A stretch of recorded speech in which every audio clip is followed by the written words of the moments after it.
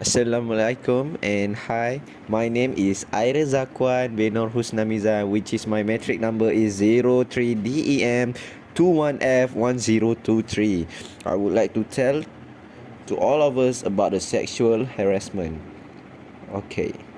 What is a sexual harassment? Sexual harassment includes unwelcome sexual advances, requests for sexual favors, and other verbal or physical harassment of a sexual nature in the workplace or learning environment, according to the Equal Employment Opportunity Commission, which is EEOC. Sexual harassment does not always have to be specifically about sexual behavior or directed at a specific person. For example, negative comments about women as a group may be a form of sexual harassment. What does sexual harassment look like?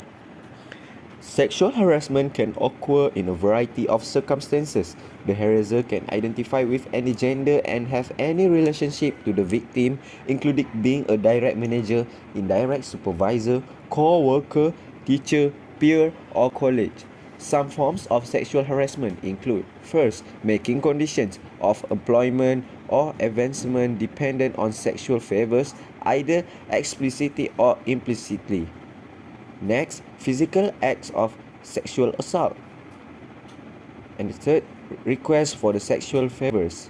And the fourth is verbal harassment of a sexual nature, including jokes referring to the sexual acts or sexual orientation.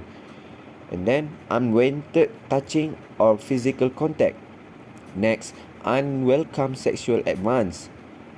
Also, discussing sexual relations, stories, fantasies at work, school, or in other inappropriate places.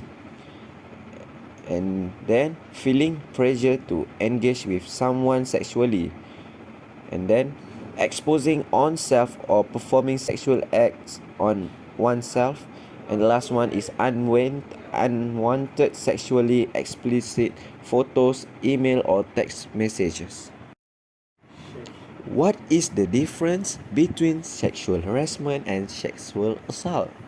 Sexual harassment is a broad term including many types of unwelcome verbal and physical sexual attention.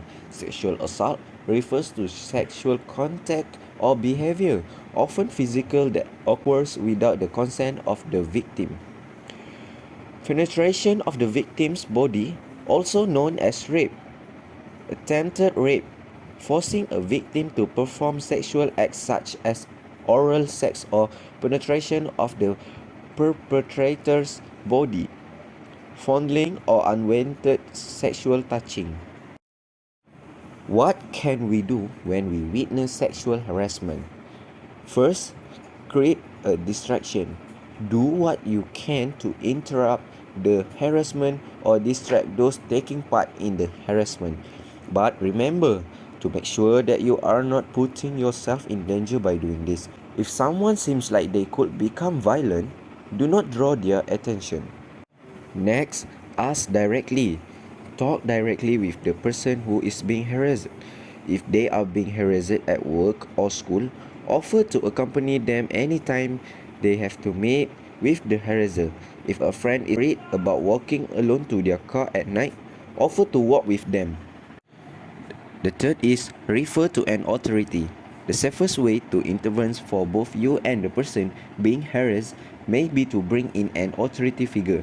You can talk to another employee, security guard, resident assistant, bartender, or bouncer, and they will often be willing to step in. And the last one is enlist other. It can be hard to step in alone, especially if you are worried about your own safety or if you don't think you will be able to help on your own. It may be a good idea to enlist the help of a friend or another bystander. My name is Muhammad Hikabis. I'm from class DM1A. My number metric is 03DM21F1017. This is some of the effects of sexual harassment.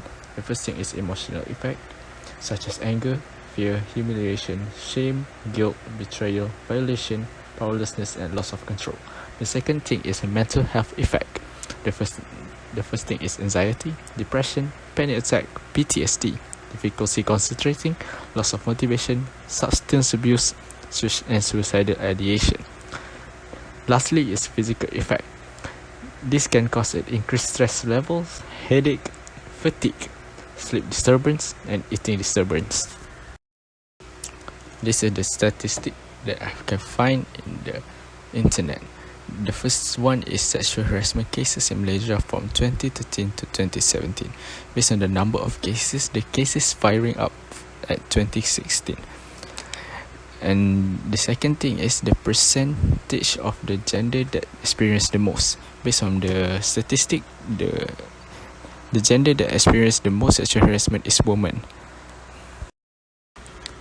So to wrap up my presentation today, the conclusion is, despite decades of attention, legal action and advocacy, this analysis of data and research and experience show that sexual harassment remains a serious and pervasive problem across virtually all industry sector and workplace. We found that no sector remains untouched by sexual harassment nor unaffected by its impacts. Sexual harassment damages the life, health, financial independence, and opportunity of countless victims, and the cost of business not only in the legal fee but in loss of productivity, morals, effectiveness, and talent. Sexual harassment is an interplay of power and gender present in every sector of the economy at virtually every level. While the data clearly show that across all sectors, women of lower status are most common target of sexual harassment by predators, who are typically men of higher status. Sexual harassment is by no means limited to this dynamic.